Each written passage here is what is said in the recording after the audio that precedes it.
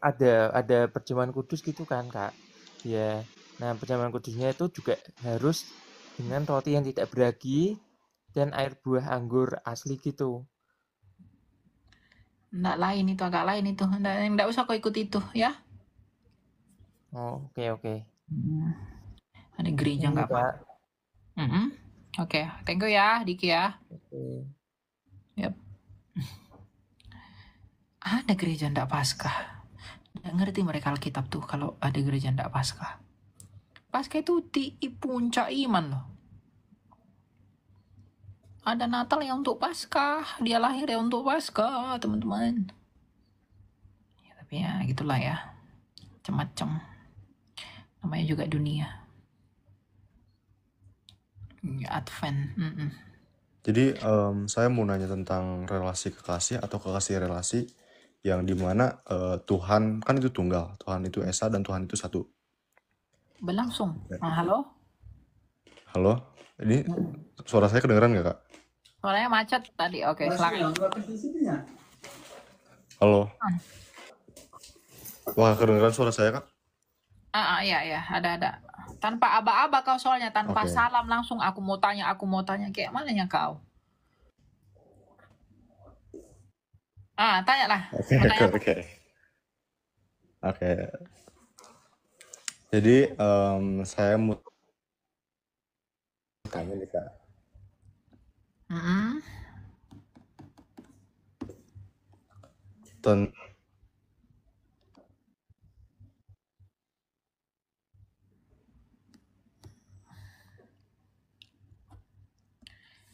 Bah, mau tanya apanya, Pak Was? Tentang relasi kekasih Tuhan. Tadi lancar, sekarang macet. Jadi Tuhan itu kan satu, Tuhan itu menyampaikan wahyu kan. Sedangkan iman itu kan bahasa Arab yang artinya kepercayaan tingkat yang menjadi. Ini suara saya jelas. Suaramu putus-putus, ganti dulu jaringanmu. Oke Kak. Nggak kedengeran.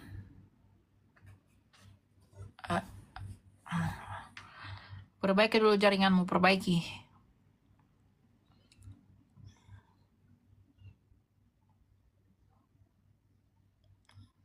Selama aku perbaiki, ini dulu ya, aku naikkan dulu yang lain ya. Banyak waktu. Silakan Anthony. Salam Kak. Saya mau tanya sedikit. Ini kemarin kan saya lihat di kota kita ada pawai Paskah begitu, kemenangan Paskah.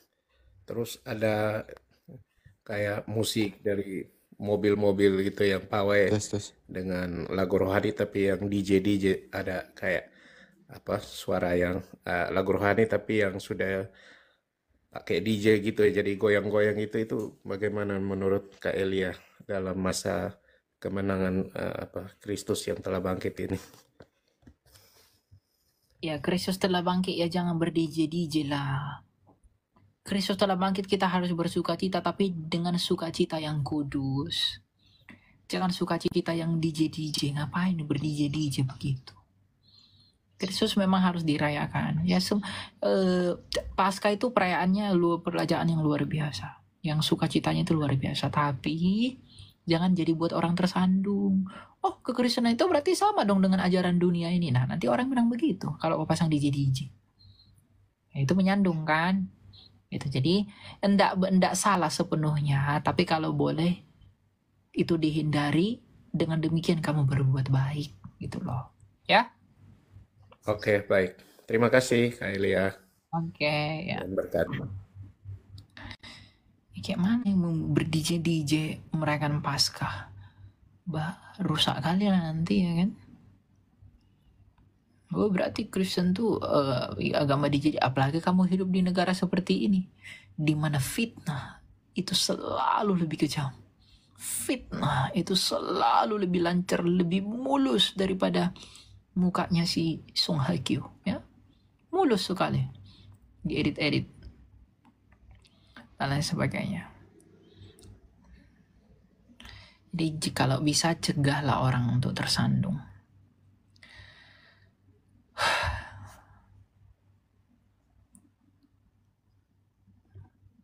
Mak. Ya, dia udah mulai macet. macet dia. Teman si Pawas kayaknya tadi nih. Kan? Macet.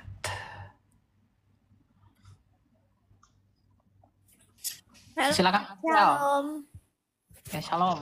Suaranya kedengeran kan? Ada dong. Silakan. Saya mau tanya, bisa jelasin nggak arti dari suam-suam kuku dimuntahkan pada ayat Wahyu 3 ayat 16? Ya. Wahyu ayat 3 ayat 16 itu teguran kepada jemaat di Laodikia ya.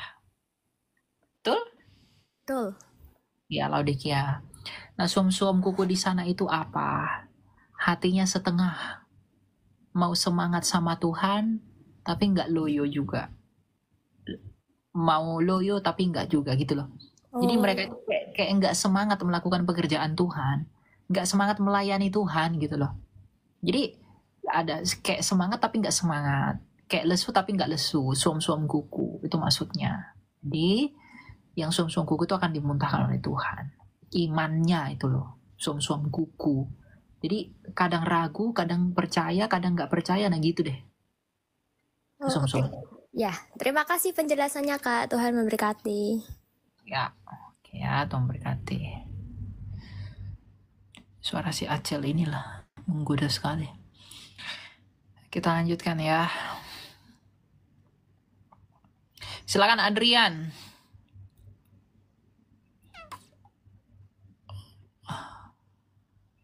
Mana sih?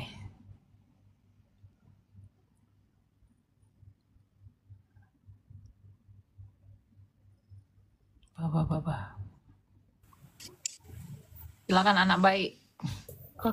Shalom, Kak Bang Elia. Ya, silakan. Ini Saya nggak bisa dengar suaramu kalau kamu meninggalkan aplikasi, ya. ini udah kedengeran Bang? Ada, silakan.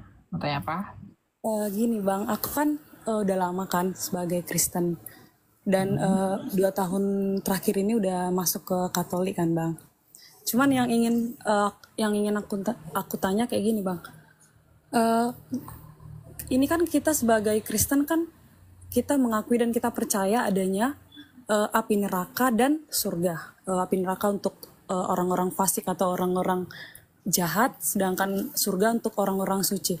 Ini maksudnya kan Bang, suci maksudnya itu kita yang tidak berdosa atau yang gimana ya Bang maksudnya? Dan itu satu ya Bang. Terus yang kedua, terus selama saya udah masuk Katolik kan Bang, di Katolik ini ada yang ini Bang, mereka percaya bahwasanya sebelum ini dibedakan lagi Bang, adanya surga untuk orang-orang yang suci dan yang api penyucian. Maksudnya Bang, aku nggak ngerti Bang, maksudnya ini api penyucian kayak mana, sedangkan di Alkitab kan kayaknya menurut saya Bang, memang saya jarang baca Alkitab, tapi kayaknya belum pernah ya saya dengar ada yang namanya api penyucian. Mungkin itu aja sih Bang.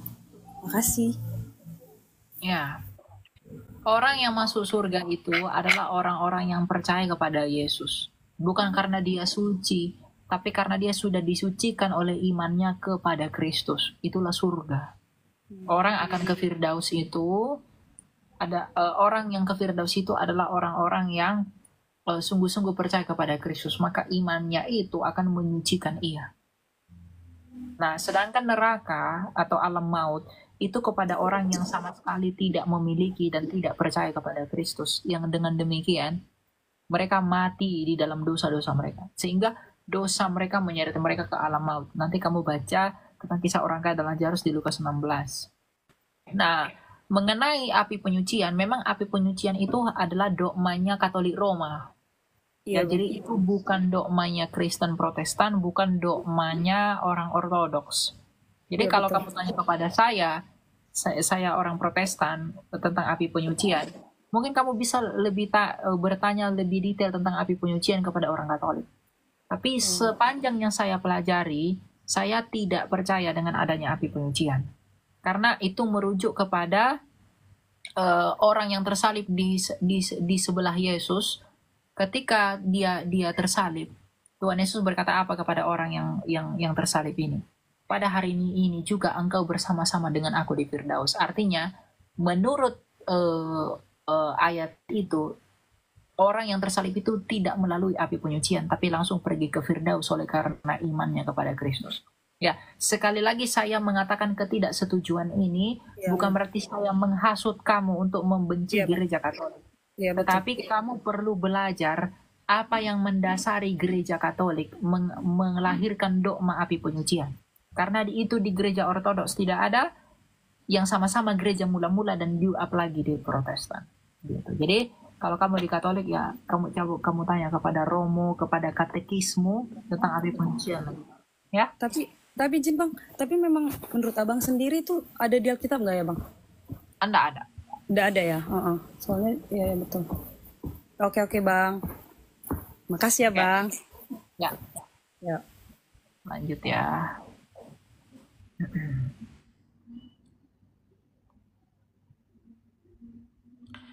Oke, kita lanjut ya.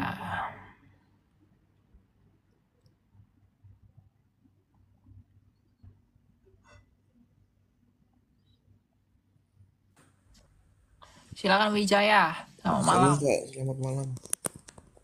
Malam. Mau nanya ini, kalau Hmm. Kristen itu, Kristen satanik itu emang ada ya? Tidak ada Kristen satanik. Ya, satanik itu bukan Kristen, brother. Kristen itu artinya dari kata Yunani Kristianos, artinya pengikut Kristus. Itu artinya Kristen. Kalau satanik itu ya pengikut setan.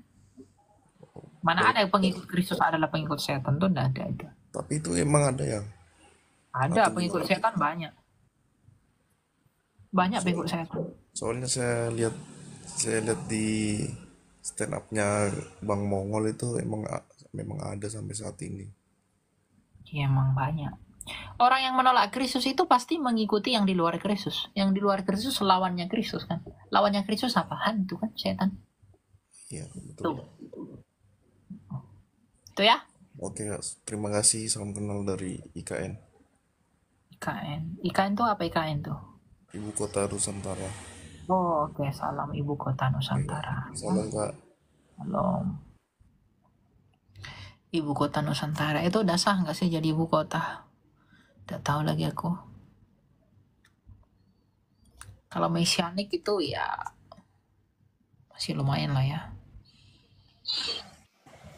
Dengan Putra. Shalom Kak, shalom. Salam. Silakan mau tanya apa? Oke Kak, ini saya kan mau nanya.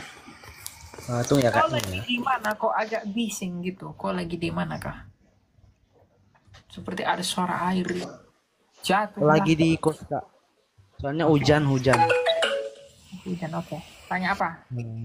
Gini Kak, kenapa tuh saya kan saya juga Kristen Kak. Cuman saya sih masih agak bingung dengan kenapa kita sebagai Kristen itu percaya kepada Allah Tritunggal gitu.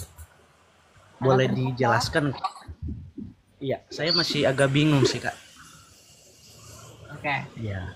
Saya mute dulu ya, agak berisik. Nah, mengapa kita mempercayai Allah Tritunggal? Satu hal yang kalian harus pahami, ya 2.800 orang di sini.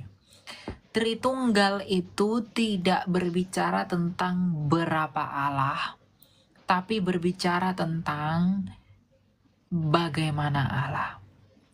Allah Tritunggal itu tidak berbicara tentang jumlahnya Tuhan, tapi berbicara tentang seperti apa Tuhan itu.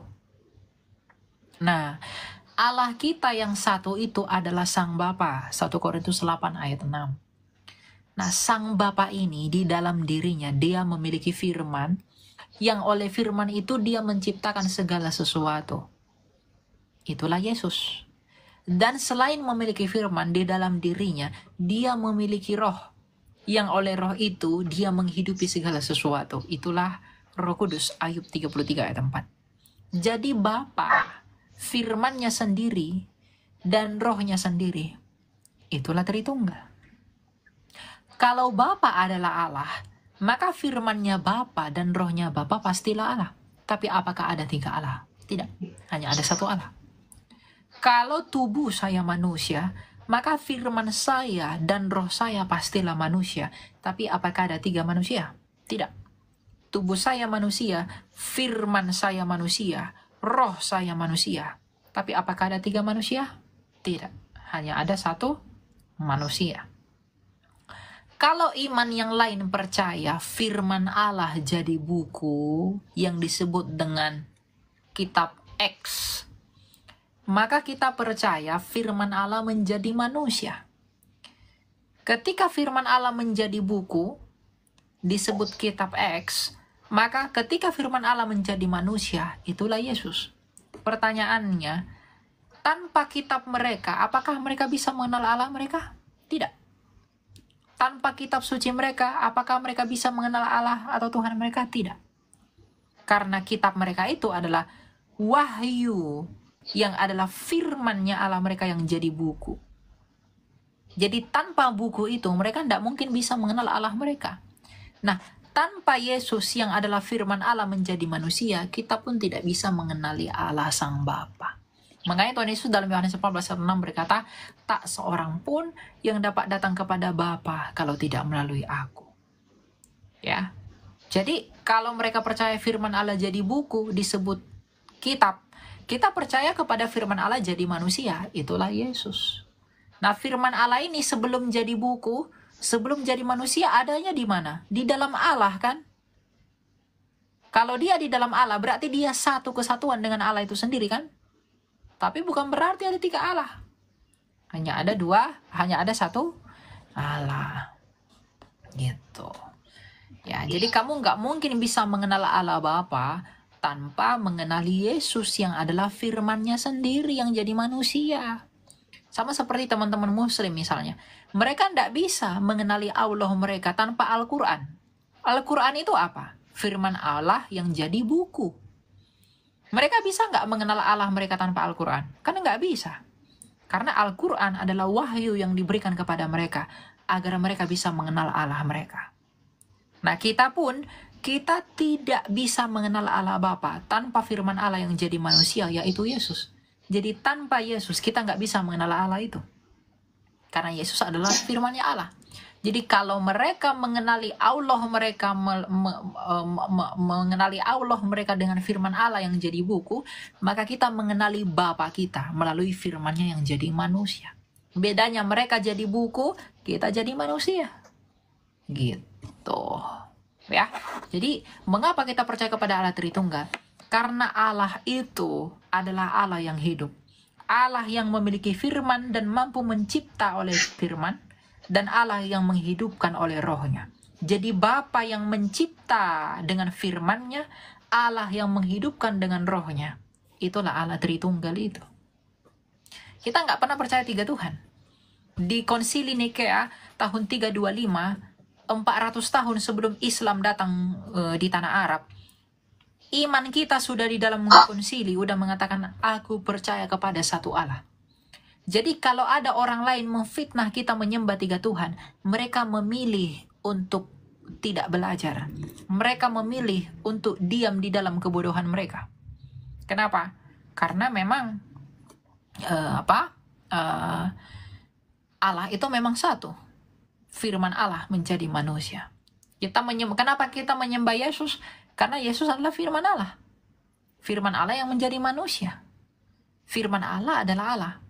Sekarang saya tanya, firman saya, apakah saya? Yang kamu dengar di telingamu adalah firman saya yang jadi suara. Kalau saya menghina kamu, putra, lalu kamu laporkan saya ke polisi. Ya, saya mengatakan, oh putra, kamu itu katakanlah kamu itu nakal, begitu. Lalu kamu laporkan saya ke polisi. Ya, yang ditangkap saya atau suara saya? Putra. Halo? Halo? Tak ada dia. Nah. Jadi kalau saya menghina kamu, kalau saya mengejek kamu, jangan di-mute. Jadi tidak interaktif ini. Tuh. Kamu ngerti nggak yang saya jelasin tadi? Iya kak. Nah, kalau misalnya saya menghina kamu, Lalu saya mengatakan, Putra, kamu itu nakal. Lalu kamu tidak terima, kamu laporkan saya ke polisi. Yang ditangkap polisi saya atau suara saya?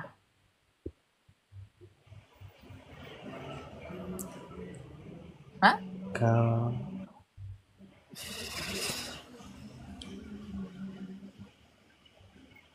bingung Yang saya ditangkap Kak. itu apa? Saya atau suara saya? Saya misalnya Yang berfirman, pasti gitu ya. Saya ya berfirman, ya ya. Putra itu bodoh, saya bilang begitu. Lalu kamu tidak Ya ya. terima. Nah, kamu laporkan saya ke polisi. Yang ditangkap polisi itu firman saya atau saya? Kalau dari saya dua-duanya Kak. Ya, gimana cara kamu menangkap firman?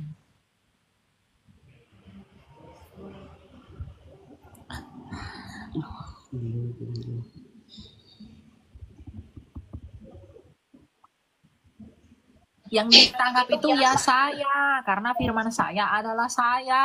Gitu loh. Oh, iya Paham iya. nggak? Paham nggak sih? Paham nggak sih kamu? Paham, paham. Iya, Nah, gimana? paham, Coba paham. jelasin. Kalau paham gimana?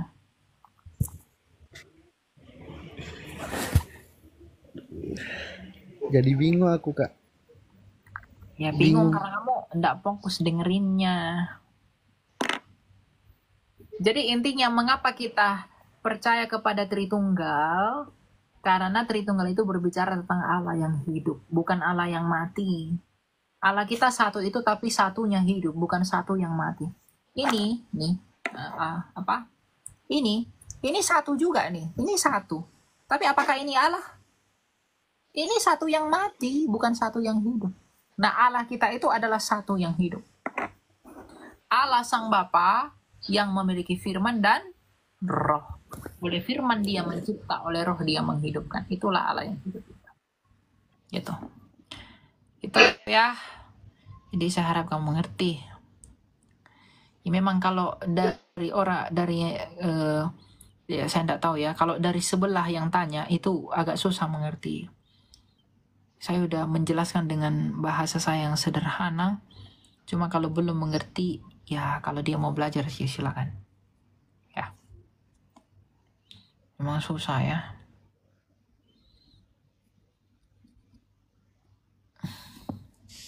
Silakan Fadlik. Halo? Halo, Ya silakan mau tanya apa Fadlik? apa tentang Yesus itu Tuhan apa bukan?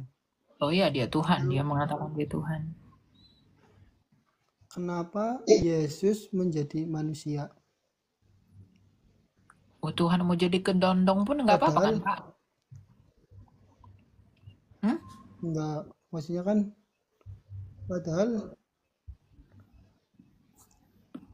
setan kan juga makhluknya Tuhan kan. Tujuan Yesus diturunkan itu apa gitu loh. Tujuan Yesus menjadi manusia untuk menyelamatkan manusia. Kenapa cuma manusia yang diselamatkan? Padahal setan juga makhluk Tuhan kan. Kenapa setan enggak Sekarang saya tanya, diselamatkan? setan itu sifat atau pribadi?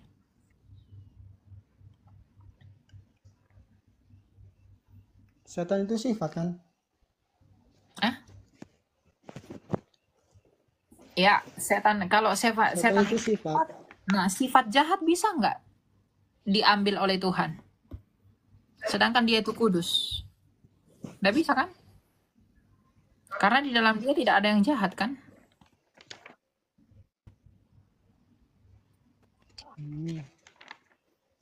Jadi dia menjadi manusia. Mau tanya soal ini apa? Yohanes 13 ayat 2.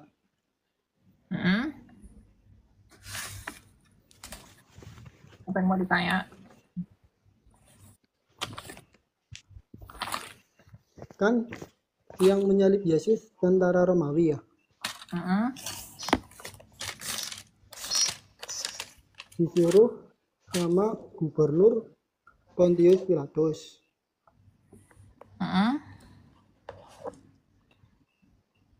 Halo? Lalu Nah, Pontius Pilatus dituntut sama imam Yahudi. Imam-imam Yahudi bisa mendapat Yesus karena dari Yudas Iskariot.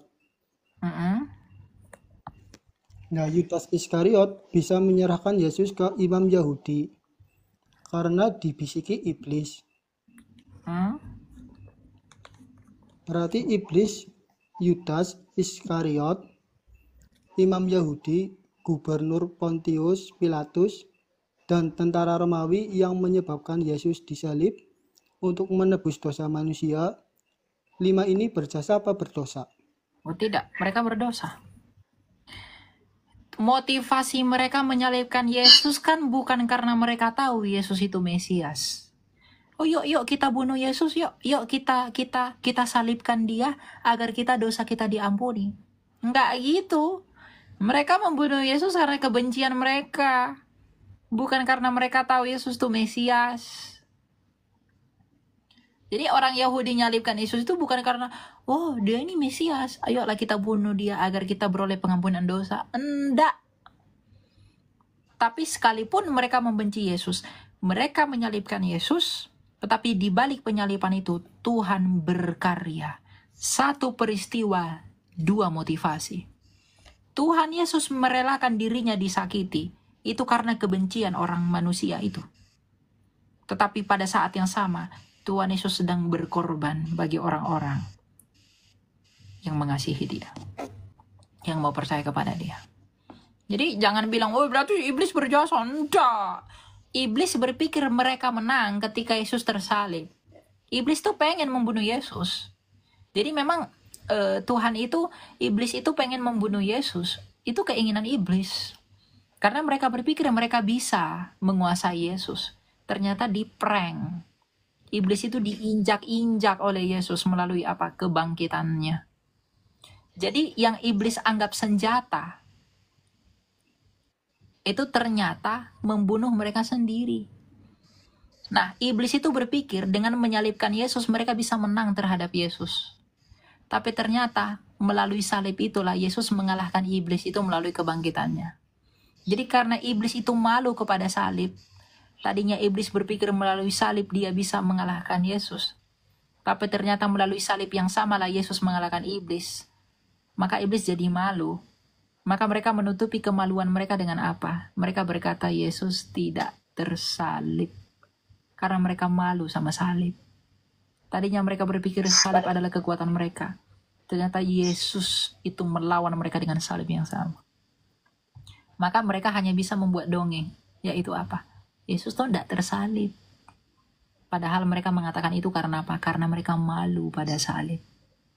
Mereka malu kepada senjata yang makan Tuhan. Begitu. Ya, jadi kalau kamu katakan apakah mereka berjasa? Tidak. Karena mereka menyalib Yesus bukan karena mereka tahu Yesus itu penebus. Bukan. Tapi karena mereka kecewa. Mereka benci dengan Yesus. Itu ya. Kalau tahu nggak artinya Muslim? Ya berserah. Muslim itu kan orang yang berserah diri kepada Sang Pencipta. Kira-kira Yesus Muslim apa enggak? Ya dia Muslim, tapi bukan Islam. Muslim itu kan aspek normatif, bukan historisitas agama. Nah kalau kamu bilang Yesus itu Muslim, iya. Tapi dia bukan Islam, karena Islam datang 700 tahun setelah Yesus. Bagaimana mungkin Yesus Islam? Berarti Muslim karena Yesus menyerahkan urusannya kepada Bapa ya? Kepada Bapa. Dia kan diutus oleh Bapaknya. Yesus doanya bersujud apa enggak? Kepada Bapa. Doanya bersujud apa enggak? Iya, kepada Bapa kan? Ya, umat agama apa yang bersujud? Buddha bersujud juga. Kristen Ortodoks juga bersujud.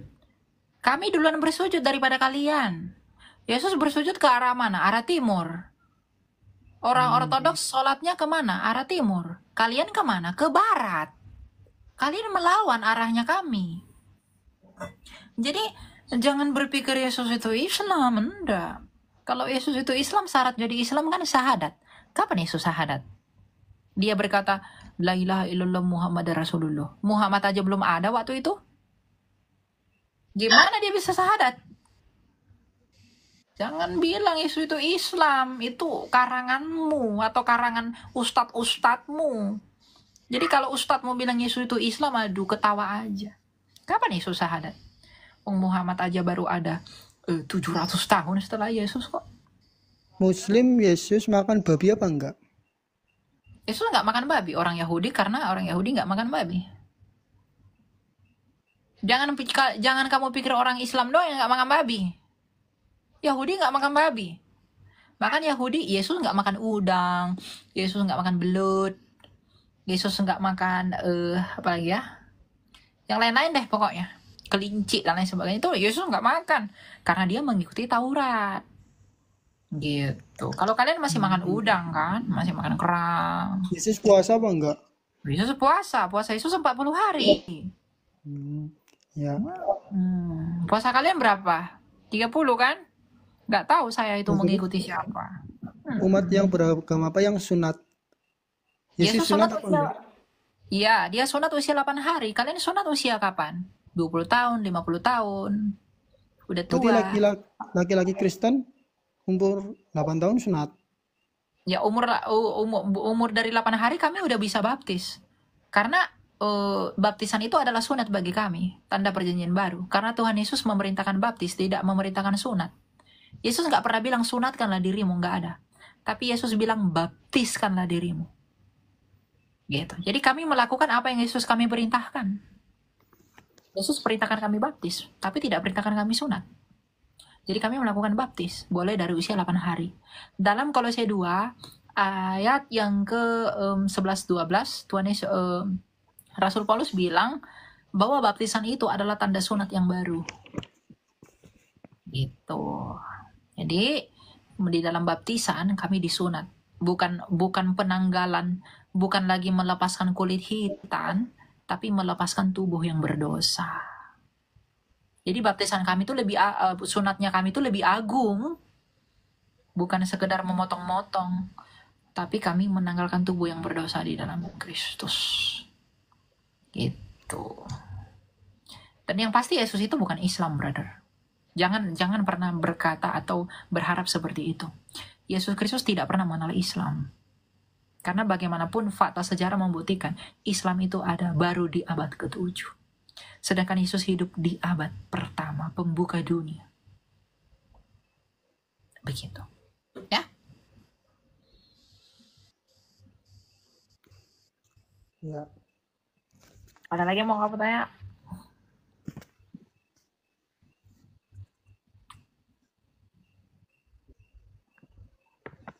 Oke, itu ya. Kita lanjut ya. Ya. Oh. Ya. Tuhan berkati kamu ya, Fadlik ya. Alhamdulillah. Alhamdulillah. Yesus Kristus adalah Tuhan. Amin.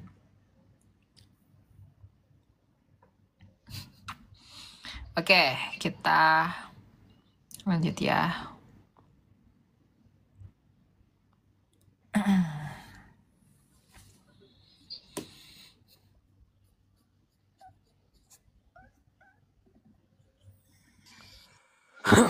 Pak Franli. Halo, Silakan mau tanya apa, Pak? kedengaran nggak suara? Ada. Jadi gini nih, sebenarnya sih banyak pertanyaan sih, cuman kita list-list aja yang penting ya. Itu pertama, orang Yahudi. Orang Yahudi kan nggak percaya Yesus. Nggak percaya Yesus sebagai apa dulu nih?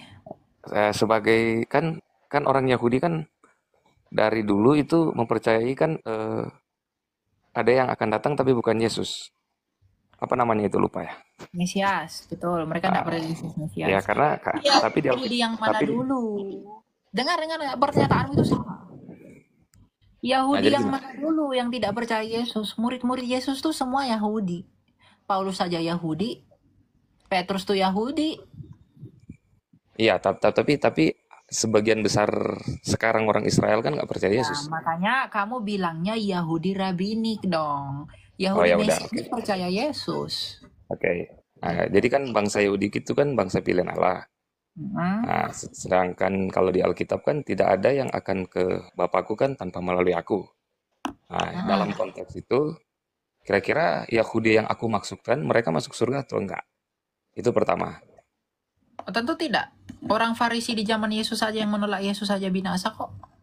Oh iya ya, itu yang Yesus pertama. itu bangsa, Yahudi itu dibilang bangsa pilihan karena dari situlah keselamatan itu akan datang. Dari keturunan Yahudi lah keselamatan itu datang.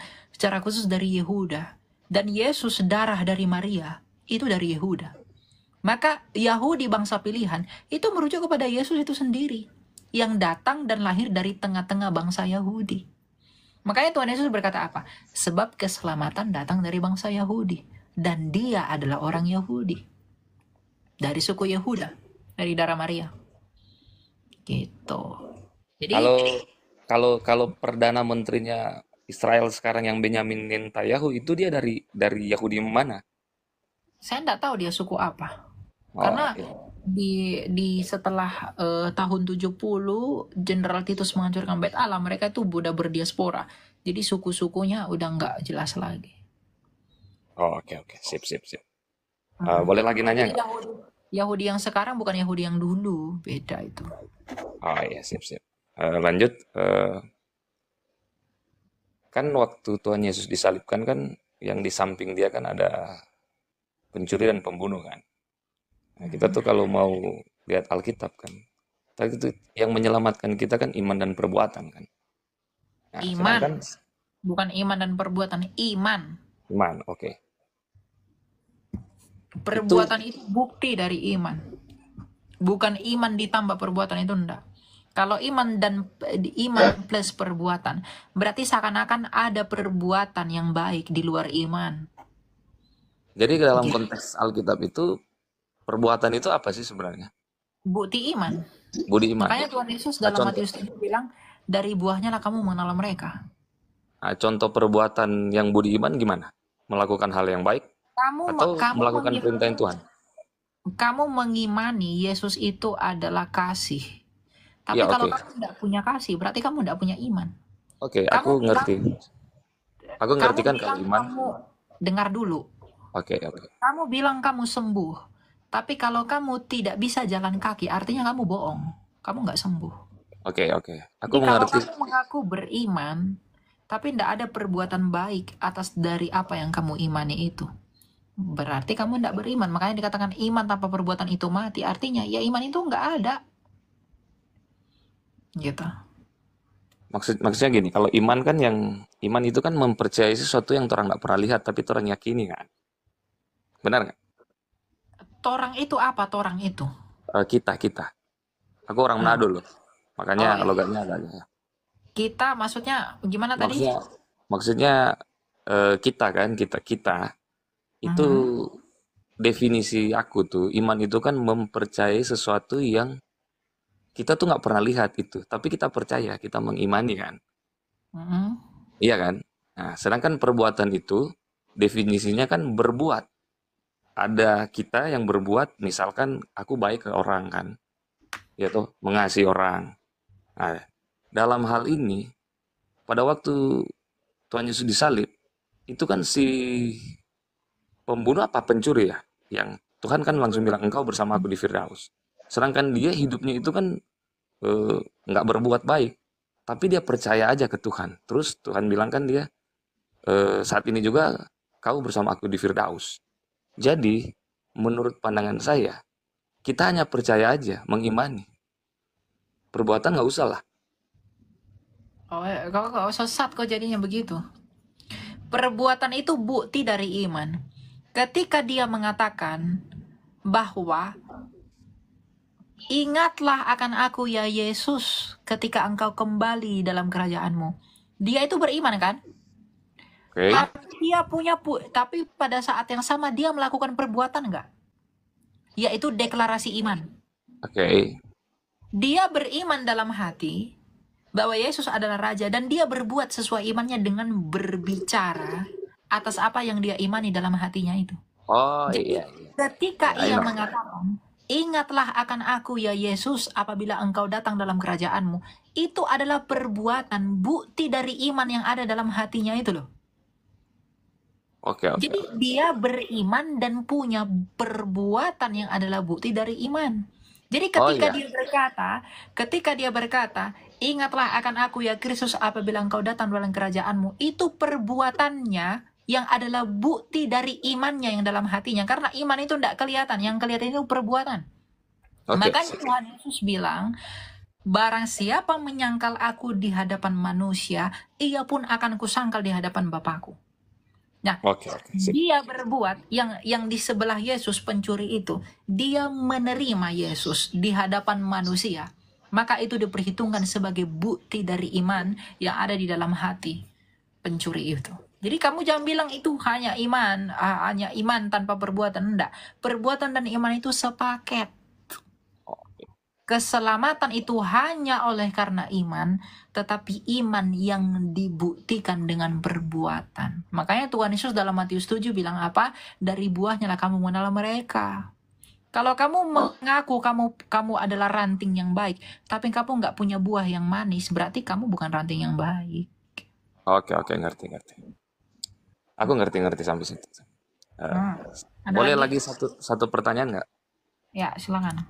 Nah, ini kan di Indonesia kan ada namanya Gereja Masihi Advent hari ke-7 kan? Mm. Nah, itu mereka kalau ibadah tuh hari Sabtu. Mereka tuh Sabat, nggak makan babi. Cuman mereka tuh percaya Yesus. Nah, dalam apa ya? Dalam nubuatan mereka itu kayaknya itu yang pelopor mereka itu Ellen G. White kalau nggak salah ya. Betul. Nah, dan mereka dan rata-rata aku tuh kan pernah ngobrol sama mereka kan, bagi-bagi pengalaman lah. Kok kayaknya mereka anti banget dengan Katolik. Iya. Menurut nubuatan Kan mereka.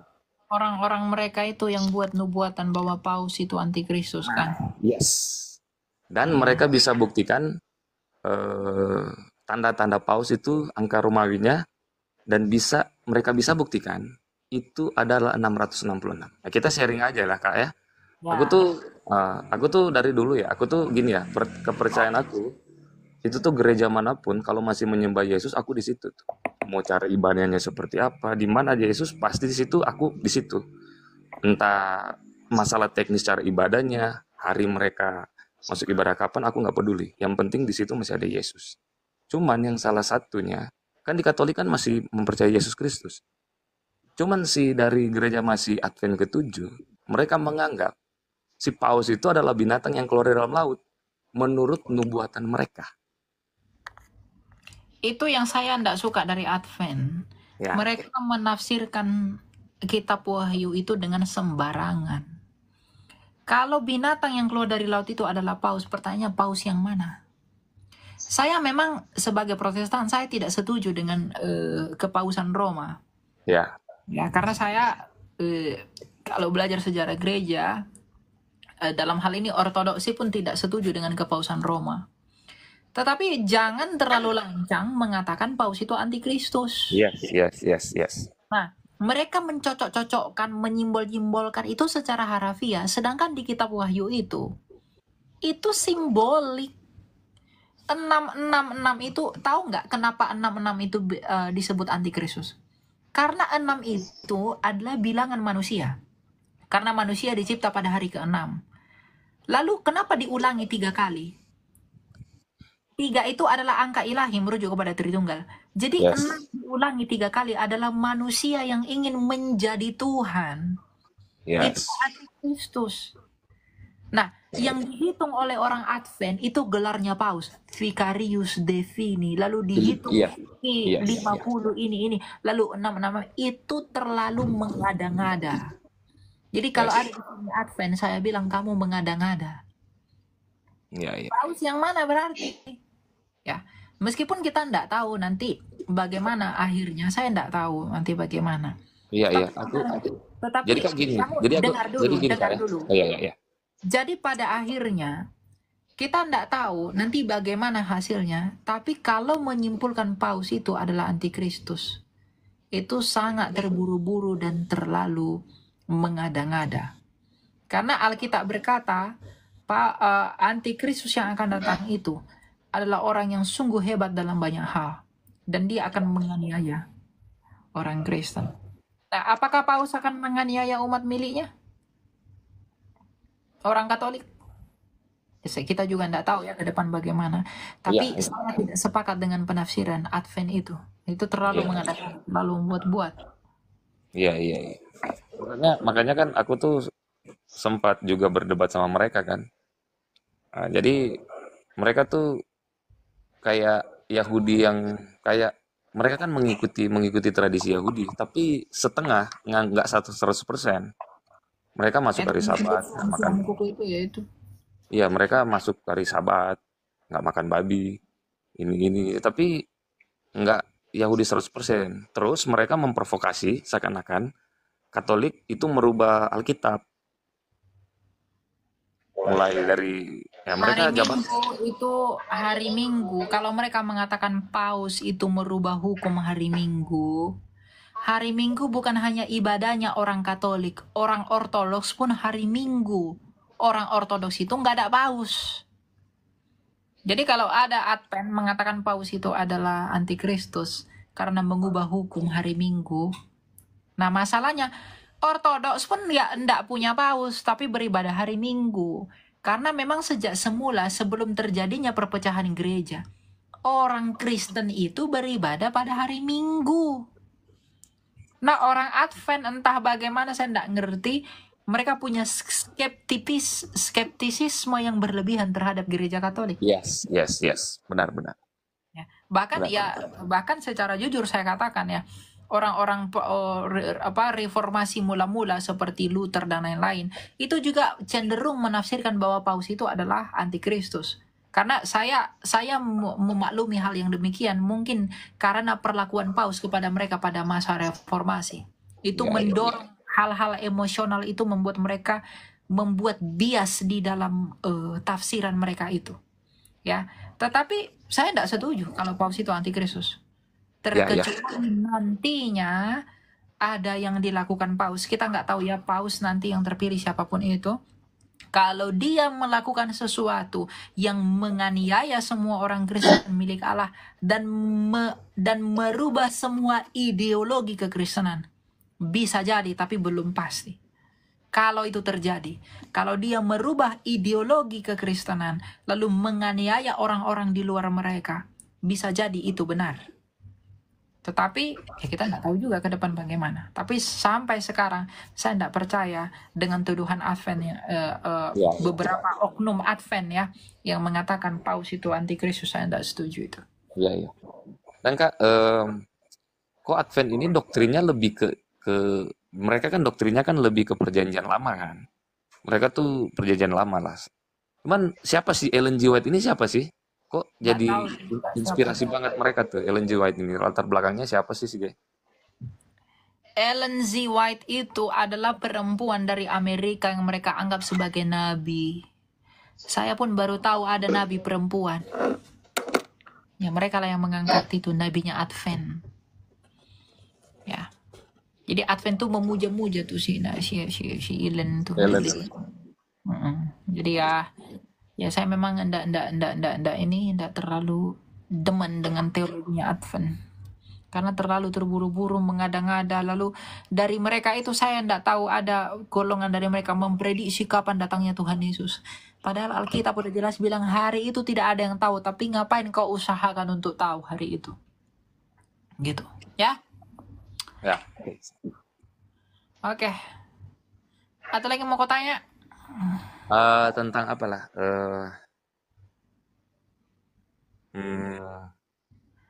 udah nanti kita diskusi ulang. Oke ya. Thank you ya bro. Oke. Itu ya teman-teman ya. Jadi ya, saya banyak tidak sepakat dengan teologinya Katolik Roma, tapi saya tidak yang itu. Silakan jam. Iya. Bang, silakan. Dengar? Hello? Ya dengar, silakan. Tanya apa, Pak? Mau nanya ini.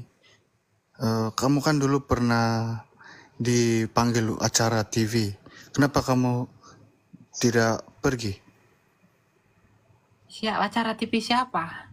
Ada satu itu Dr. Richard. Apakah mau debat? Saya udah pergi ke Dr. Richard waktu itu kan. Ada, tapi cuma sama Dr. Richard aja. Lalu? Yang mana maksudnya? Ada. Sama Ya, ada. sama pentafsir yang lain Muslim. Oh, sama Donditan. Iya. Ya waktu itu saya udah di luar negeri, jadi nggak bisa datang ke Indo. Kan? Terus kamu antar apa itu orang lain kan? Ya, teman saya Metatron, Bang Edwin. Kenapa Kenapa? kamu tidak pergi sana ikut acaranya? Saya lagi di luar negeri, Pak. Jadi saya nggak bisa pergi. Jadi saya minta perwakilan saya. Kenapa begitu? Ya emang kenapa? Emang nggak bisa? Nggak bisa. Kamu sudah umbar-ambir di TV, di YouTube. Tiba-tiba kamu kabur. Apa yang saya ombar-ambir? Nggak tahu. Apa yang kamu umbar-ambir? Saya kan mengumbar-ambir kebodohan ajaran abad ke-7. Makanya mereka ngamuk lalu demo saya kan. Itu bukan ngamuk. Itu cuma ada jawabannya itu. Mana ada nggak ngamuk demo? Anak-anak kok di demo? Kalau nggak ngamuk itu apa, Pak? Nggak ada demo. Siapa bilang? Loh, yang di Kelapa Gading itu apa? Kelapa Gading itu bukan kamu. Ya, iya, yang dipasang muka siapa yang dipasang di banner yang di Kelapa Gading di Itu depan cuma ATM? yang obses sama itu. Tapi bukan Sama semua. Enggak, muka siapa yang dipasang? Muka saya atau muka Bapak? Muka siapa? Ya, yang di demo di Kelapa Gading itu yang dipasang muka saya atau muka Itu cuma muka editan Bapak? itu. Editan siapa? Editan suruhan kamu. Nah, inilah kadrun ya. Udah, tidur aja kau kadrun. Semua yang buruk tentang ajaranmu nggak mau kau akui karena kau tahu bahwa itu memang ada dalam ajaranmu. Tapi kau gengsi untuk pindah dan keluar. Kau memilih untuk binasa. Nah itulah yang bernama nizam tadi. Jangan ikuti orang begitu ya. Masa saya menyuruh orang buat demo saya? Stres. Silakan viral. Ya Kak, selamat malam. Silakan Pak, mau tanya apa? Itu tadi yang berhubungan dengan orang sebelah kanan itu, yang disalib itu, dia tetap masuk surga kan Kak? Iya, dia dinyanyikan Firdaus. Tetapi dia katanya ada sebagian orang katanya dia tidak mendapat upah. Itu yang membedakan, benar nggak? Masalah upah atau tidak, yang penting dia di Firdaus. Yesus sendiri yang janjikan. Itu enggak perlu ditafsir lagi tuh. Udah jelas. Masalah dia dapat upah itu enggak penting. Yang penting dia selamat. Dia Itu yang selamat, penting. tapi kan kalau misalnya selamat tidak melakukan perbuatan yang baik setelah dia selamat, setelah dia ini, itu kan juga menjadi polemik juga, sama saja orang itu berbuat dosa Dalam lagi. siapa? Yesus Kristus aja tidak mempolemikkannya, Pak. Diselamatkan karena kerelaan hatinya. Jadi tidak usah kita berpolemik tentang itu, tidak penting. Yesus aja kasih keselamatan buat dia, ngapain kita polemikkan keselamatan dia? Dia udah mengaku kok Kristus adalah rajanya. Jadi nggak ada bedanya dong antara orang baik sama orang yang berbuat dosa kalau begitu. Bedanya apa? Bedanya dia punya iman atau enggak? Ya kan kalau orang yang di sebelah kanan itu belum melakukan hal yang baik pada saat itu, Siapa bilang dia tidak melakukan hal yang baik? Ketika dia mengaku, bukankah itu perbuatan baik karena dia merendahkan dirinya? Oke.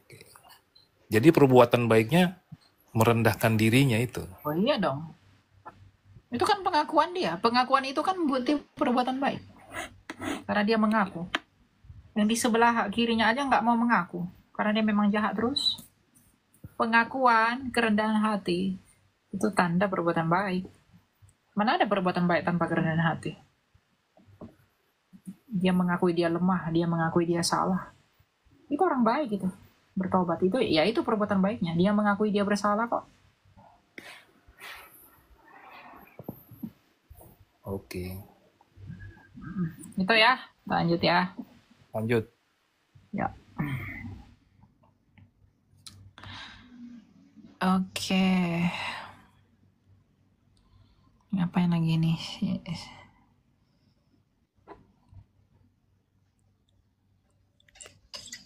Ngapain kau Michael? Halo Elia, Kristus Anesti. Yesus Anesti. Paskah. Lanjut. Alitos Anesti. Ya, kita lanjut ya.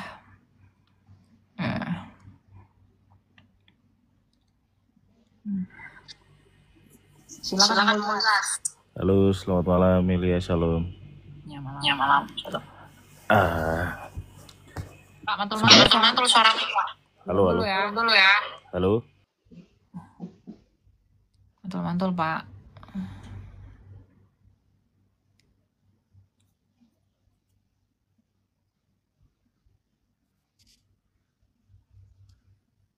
Bah.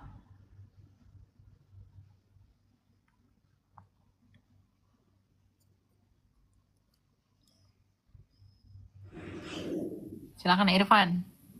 Halo, shalom Bang. Ya, silakan. Mau tanya apa?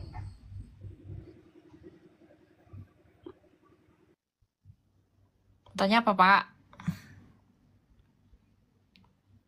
Buset, ada 2-3. Ini Pak mau menanyakan yang apa arti orang yang berdosa itu? Apa arti orang berdosa? Silakanlah Michael, jawablah Michael. Apa arti orang berdosa, Michael? Apa arti orang berdosa? Ya intinya dosa itu kan dari bahasa itu ya, hamartia. Hamartia itu artinya keluar dari jalur gitu loh. Ketika seperti anak panah yang keluar dari jalurnya. Nah, ketika kita tidak sesuai dengan kehendak yang ditetapkan oleh Allah, kita menentang, ya itulah dosa. Sesimpel itu sih.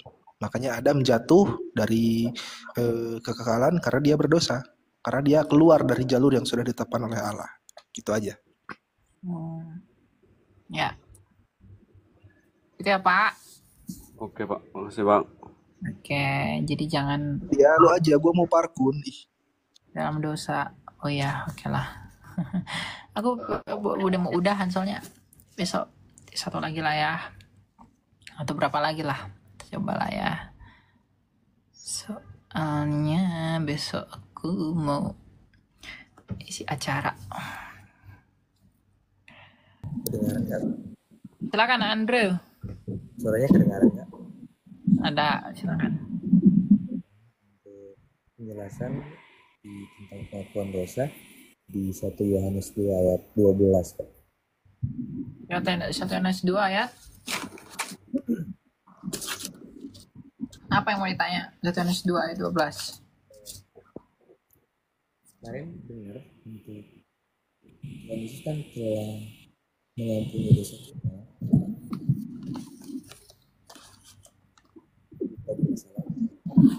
Suaramu agak rusak-rusak.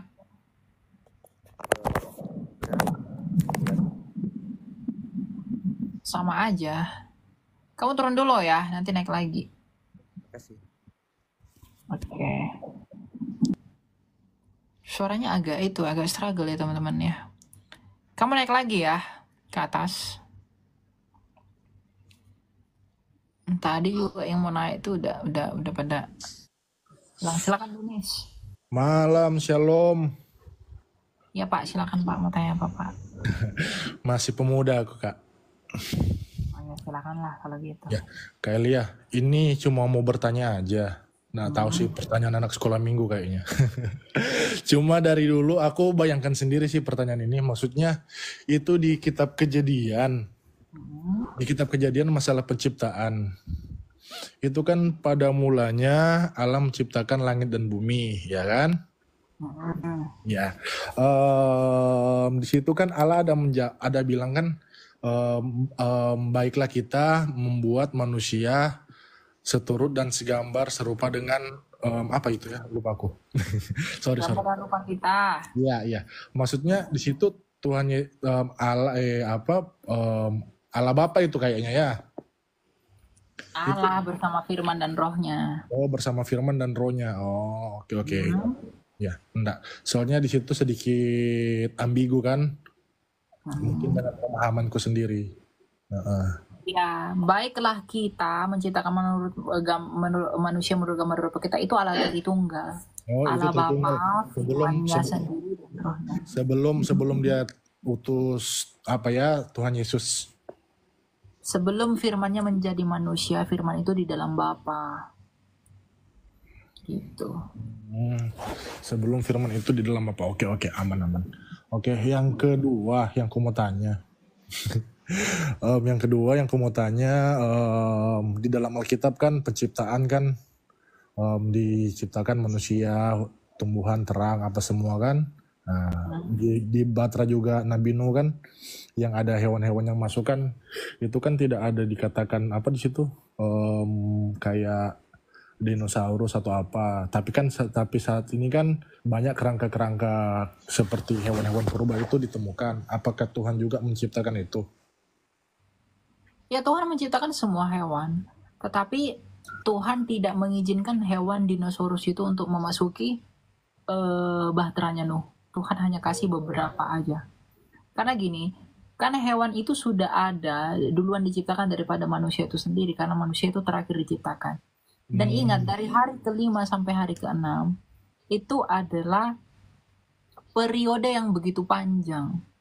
Jadi ketika air bah itu datang, semua hewan-hewan dan lain segala macam yang ada di purba-purba itu semuanya lenyap. Makanya penelitian di Gunung Everest itu yang tertinggi di dunia, hampir 9 km. Itu mereka menemukan di atas Gunung Everest itu ada bangkai-bangkai ikan. Yang artinya dulu bumi pernah memenuhi gunung itu. Ada kerangka-kerangka ikan di sana. Nah, jadi air bah itu pernah menutupi seluruh bumi yang mengakibatkan semua spesies yang tidak disebutkan oleh Alkitab itu musnah. Ya, seperti itu. Oke. Iya. Sampai situ paham, Kak. Oke, thank you ya untuk penjelasannya. Makasih, Kak. Yo, shalom. Iya. Malam. Malam. Kok mengkilat kali mukamu, Michael? Di gereja. Di mana itu? Di Bandung ya?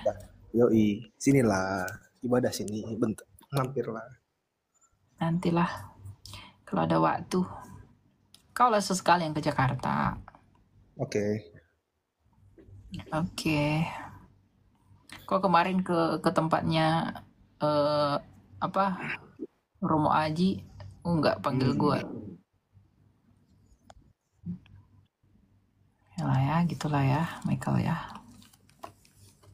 Jadi orang Bandung, kalau kalian mau teman sama Michael nih, datanglah sama dia.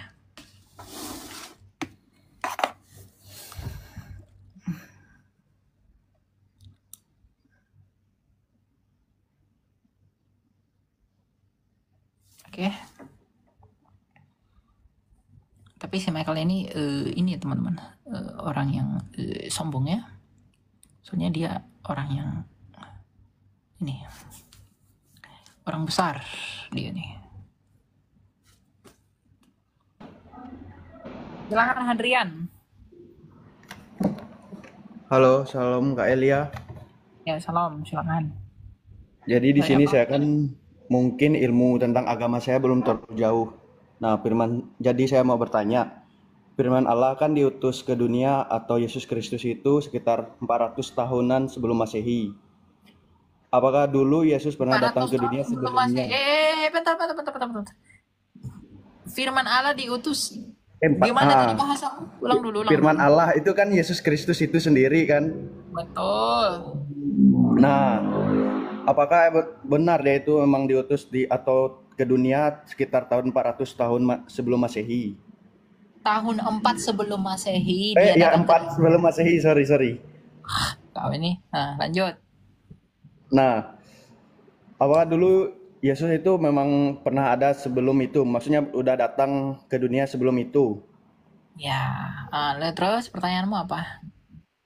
Nah, pertanyaannya itu kan banyak nih para nabi yang sudah ada di dunia sebelum Yesus atau firman itu ke dunia. Pertanyaannya, apakah para nabi itu dulu memang orang-orang pilihan Allah atau gimana? Kok mereka bisa tahu atau berani memberitakan ajaran tentang Allah Sang Juru Selamat yang kekal? Sedangkan Yesus dulu belum datang ke dunia. Jadi para nabi-nabi bisa percaya itu tentang Allah Sang Juru Selamat umat manusia. Oke ya. Nah, kita baca Ibrani 1. Padahal kita di rumah. Kalau saya, ya. Ada kita di situ untuk Islam. Ada Alkitab, ada. Iya, gue dari awal baptis udah 4 tahun nggak pernah lo gue punya Alkitab. Mau kau belikan Alkitab? Dong. Hah? Serius kau Michael? Iyalah, gue dari HP aja sih. Soalnya. Nanti gue belikan Alkitab ya. Boleh. Oke. Ya, nanti ku chat ya. Ada beberapa orang yang minta Alkitab sama aku, kau nggak pernah minta, Michael. Ntar ya, kita buka ya Ibrani ya. Lu mau Alkitab yang biasa atau yang ada Deutro-nya? Deutro. Oke, nanti aku pesan kamu. Ibrani 1 ya. Nih, apa? Siapanya namamu? Adrian. Ya. Ibrani 1 ya. Nih, dengar. Setelah pada zaman dahulu Allah berulang kali dan dengan berbagai cara berbicara kepada nenek moyang kita dengan perantaraan para nabi, pada zaman akhir ini Ia berbicara kepada kita dengan perantaraan anaknya yang telah Ia tetapkan sebagai ahli waris segala sesuatu. Melalui Dia Allah telah menjadikan alam semesta. Jadi memang di masa perjanjian lama firman Allah itu belum menjadi manusia. Firman Allah itu hanya menampakkan dirinya. Ketika dia menampakkan dirinya kepada Musa, kepada Abraham, kepada Hagar, dan lain sebagainya. Ya, nah, dan Tuhan itu memberi perintahnya melalui para nabi. Jadi Allah itu berbicara selalu melalui para nabi. Nubuatan tentang Mesias, perintah-perintah dalam hukum Taurat, itu semuanya Tuhan berikan melalui para nabi. Tapi di zaman akhir ini, di tahun 4 sebelum Masehi tadi, Ia tidak lagi berbicara kepada para nabi, tetapi Ia sendiri yang datang ke dunia melalui firman-Nya, anaknya yang tunggal, untuk datang ke dunia ini. Makanya setelah Yesus nggak butuh nabi lagi kita. Jadi kalau ada yang bilang, kita masih butuh nabi penyempurna lah apa segala macam, enggak berguna itu buat saya kita. udah percaya itu sih. Setelah Yesus datang ke dunia, mungkin emang tidak ada lagi yang namanya nabi-nabi lagi. Betul dan benar sekali. Yesus datang ke dunia itu kan memang udah kayak final gitu ya, bahwa jadi memang mengapa Allah berbicara di akhir zaman ini melalui Yesus Kristus sendiri? Karena Allah mau menyatakan karya puncaknya. Oh iya. Ya. Oke, paham Kak Elia. Terima kasih ya jawabannya. Oke, makasih ya. Ya. Amin. Oke teman-teman, tidak terasa kita udah hampir 2 jam 11 menit ya. Saya berterima kasih kepada Tuhan Allah kita Tritunggal dan kepada Tuhan kita Yesus Kristus yang sangat mengasihi kita dan bermurah hati atas kesempatan dan pengampunannya dan kasih karunia yang berlimpah. Biarlah Tuhan yang selalu menguatkan kita dalam iman. Ingat bahwa Kristus adalah Tuhan dan Raja kita dan juga Allah kita. Muliakanlah Dia dalam segala sesuatu yang kita lakukan dalam hidup. Nah, anak muda, jangan tinggalkan Kristus. Jangan miliki apapun yang lebih berharga daripada Kristus karena memang tidak ada. Ya, tujuan kamu adalah untuk hidup, maka datang dan percayalah kepada Kristus yang telah hidup. Di luar Dia, kamu tidak bisa berbuat apa-apa sebagaimana yang disabdakan oleh Tuhan kita. Di luar aku, kamu tidak dapat berbuat apa-apa. Kristus itulah kekayaan kamu. Itulah hartamu yang terbesar, karena dia adalah harta yang terpendam yang tidak dilirik oleh dunia. Tapi bagi orang yang mendekatkan diri kepada Allah, yang mencari hikmat Allah, dia pasti memperolehnya di dalam Kristus. Ingat, tidak peduli kamu orang kaya, tidak peduli kamu orang miskin, kau anak polisi, kau anak pejabat, pada akhirnya kamu semua akan mati dan saya pun akan mati. Hanya satu yang dapat menolong, Yesus Kristus dari Nazaret. Banggakanlah Dia, pujilah Dia, muliakanlah Dia, sembahlah Dia di dalam hal yang benar. Melalui perbuatan hidup kita harus meninggalkan dosa. Saya adalah orang yang pernah hidup dalam dosa, dan di dalam Kristus kita harus meninggalkan itu semua demi kehidupan yang akan Dia nyatakan kelak. Kamu juga demikian. Michael, ada kata penutup, Michael? Silakan, Michael. Di dalam Kristus, karena seperti kata Tuhan Yesus, akulah jalan dan kebenaran dan hidup, tidak ada seorang pun yang dapat sampai kepada Bapa kalau tidak melalui aku. Jadi jangan pernah tinggalkan Kristus demi keselamatan kamu semua. Oke? Thank you. Oke. Thank you, Michael. Thank you semuanya, teman-teman. Thank you udah tap-tap layar yang udah support. Kalian hebat, luar biasa. Ada 1.700.000 tap-tap layar. Saya tidak bisa membayangkan jempol kalian seperti apa. Saya berterima kasih banyak kepada Allah. Berterima kasih kepada kalian yang sudah support saya melalui tap-tap layar kalian. Semoga apa yang kalian kerjakan tidak diluputkan dan tidak dilupakan oleh Allah. Tuhan memberkati kita semua.